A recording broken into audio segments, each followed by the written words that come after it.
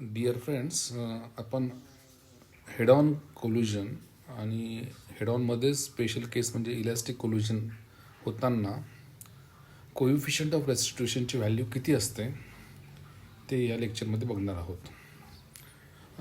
Coefficient of restitution हे आपण मागच्या लेक्चरमध्ये डिस्कस केलं होतं.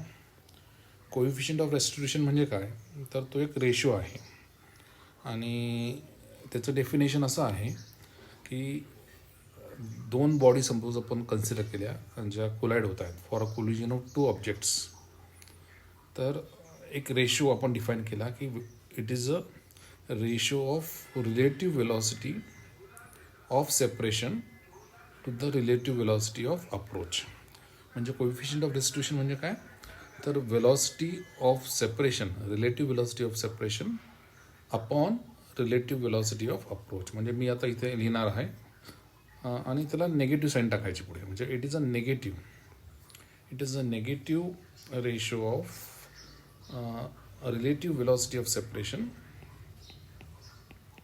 Relative velocity of separation upon relative velocity of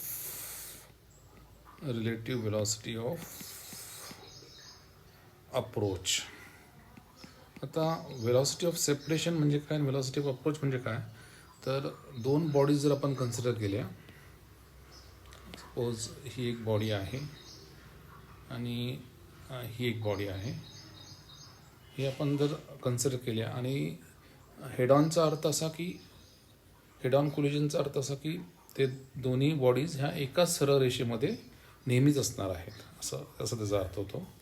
तर त्यावेळेस if you take this, that this body is moving with the velocity u1 and this body is moving with the velocity u2. तर समजा याची velocity u1 आहे आणि याची velocity u2 आहे. तर रिलेटिव्ह वेलॉसिटी ऑफ अप्रोचचा अर्थ असा की u2 minus u1. So u2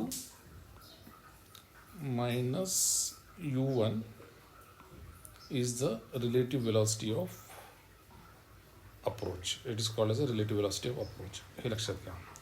आता कोल्युजन झाल्यानंतर ह्या दोन बॉडीज म्हणजे टक्कर झाल्यानंतर आमने सामने, हेड ऑन म्हणजे आमने सामने, हेड ऑन कोल्युजन आमने सामने झाल्यानंतर ह्या बॉडी परत समजा सरळ रेषेमध्ये गेल्या तर आपल्याला ते सेपरेट झाले असं म्हणून. तर त्यावेळेस त्याची वेलॉसिटी बदलणार आहे. म्हणजे या u1ची वेलॉसिटी ही वेगळी असणार आहे आणि सपोज ती वेलॉसिटी बदलून v1 झाली. म्हणजे आपण परत त्या बॉडी समजा दाखवायच्या म्हणाल्या कोल्युजन झाल्यानंतर, तर त्याची वेलॉसिटी आता u1च्या ऐवजी काहीतरी v1 होणार आहे आणि याची वेलॉसिटी u2च्या ऐवजी काहीतरी v2 होणार आहे. आणि सपोज त्यांचं आपल्याला रिलेटिव्ह वेलॉसिटी घ्यायचं आहे, तर त्याला म्हणतात वेलॉसिटी ऑफ सेपरेशन. म्हणजे वेलॉसिटी ऑफ सेपरेशन काय असेल, की फायनल वेलॉसिटी v1 आणि फायनल वेलॉसिटी v2 असेल बॉडी 1 आणि बॉडी 2ची.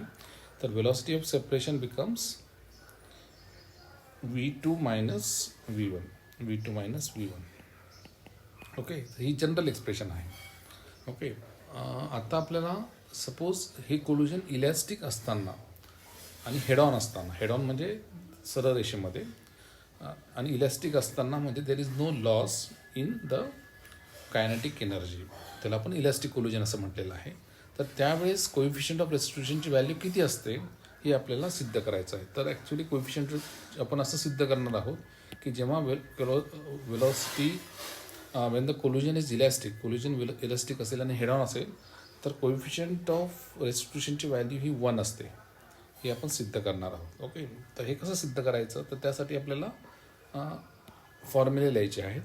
पहिला कंडिशन असं आहे की आपल्याला माहिती आहे की कोल्युजन इलॅस्टिक असो किंवा नसो, इनइलॅस्टिक असो, हा प्रिन्सिपल ऑफ किंवा law of conservation of linear momentum हा नेहमी अप्लाय होतो. म्हणजे काय, हा लॉ काय आहे, तर सुरुवातीचं मोमेंटम आणि फायनल मोमेंटम हे सेम असणार आहे. तर सुरुवातीचं मोमेंटम किती यांचं, तर याचं मोमेंटम किती आहे, तर याचं मोमेंटम m1u1 आहे, मास जर m1 असेल तर, आणि याचा मास m2 असेल तर याचं मोमेंटम आहे m2u2. तर याचं इनिशियल मोमेंटम किती झालं, m1u1 प्लस m2u2. तसंच फायनल वेलॉसिटी जर कन्सिडर केली तर त्याचं फायनल मोमेंटम राहील पहिल्या बॉडीचं M1V1 आणि दुसऱ्या बॉडीचं M2V2, म्हणजे M1U1 plus M2U2 is equal to M1V1 plus M2V2. हे कंडिशन जर इलॅस्टिक कोलिजन असेल तरी पण अप्लाय होतं आणि इन इलॅस्टिक कोलिजन असेल तरी पण अप्लाय होतं.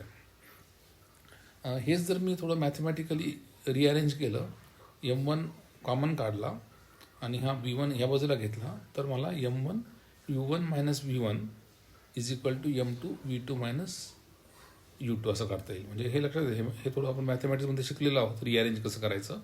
M1 एका बाजूला घेतला आणि M2 दुसऱ्या बाजूला घेतला आणि नंतर वेलॉसिटीच्या ब्रॅकेटमध्ये टाकल्या, तर मला हे इक्वेशन मिळालं. हे महत्त्वाचं इक्वेशन आहे.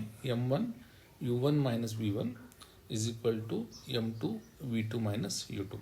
आता आपल्याला दुसरं कंडिशन माहिती आहे की ती कोल्युजन इलॅस्टिक आहे, आणि जेव्हा इलॅस्टिक कोल्युजन असतं तेव्हा कायनेटिक एनर्जी बदलत नाही. म्हणजे initial kinetic energy is equal to final kinetic energy.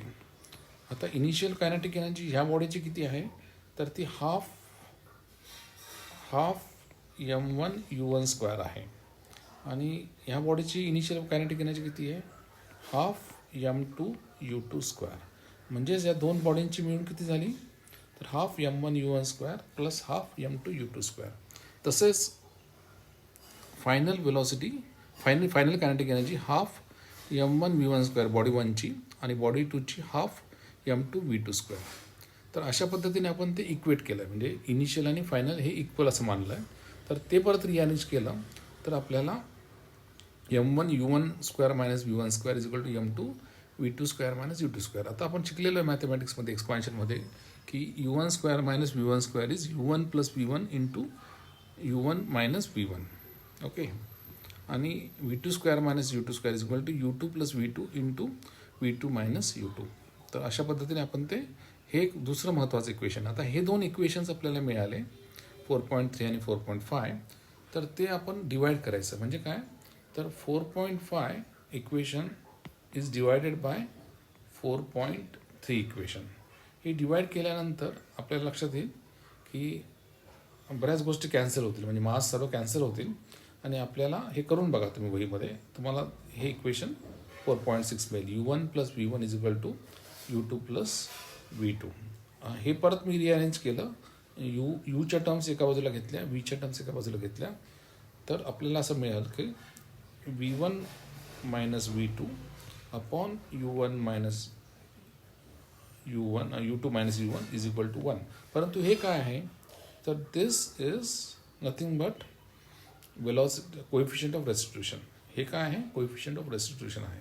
याचाच अर्थ असा की coefficient of restitution is equal to 1. म्हणजे असं की जर दोन बॉडीज या हेड ऑन कोल्युजन करतात आणि ते कोल्युजन समजा इलॅस्टिक असेल, तर कोएफिशियंट ऑफ रेस्टिट्यूशनची व्हॅल्यू ही नेहमी 1 असते, is equal to 1. So this is a very important finding. आता जर इनइलॅस्टिक असेल तर काय असतं, तर इनइलॅस्टिक असेल, परफेक्टली इनइलॅस्टिक असेल तर मात्र त्याची व्हॅल्यू 0 असते, आणि इतर कुठल्याही कोल्युजनला त्याची व्हॅल्यू 1 आणि 0च्या मध्ये असते.